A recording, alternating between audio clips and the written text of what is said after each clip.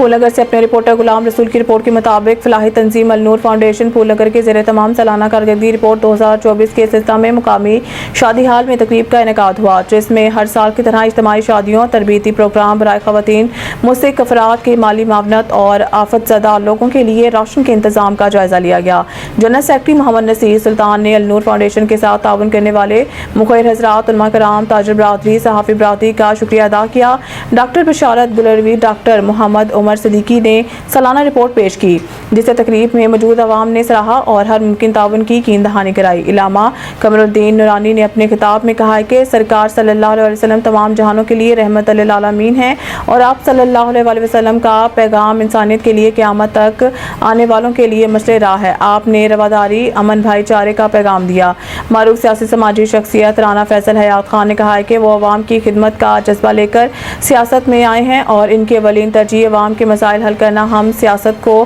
خدمت سمجھ کر کرتے ہیں۔ پھول نگر میں النور فاؤنڈیشن جو کام کری ہے وہ اپنی مثال آپ ہیں۔ آج کل مہنگائی کے اس دور میں ایک شادی مشکل سے ہوتی ہے، مگر النور فاؤنڈیشن ہر سال انسانی ہمدردی کے جذبہ کے تحت 25 مستحق بچیوں کی اجتماعی شادیوں کا فریضہ سر انجام دینے کے ساتھ دیگر آفات میں گھرے ہوئے لوگوں کو امداد بھی فراہم کرتے ہیں۔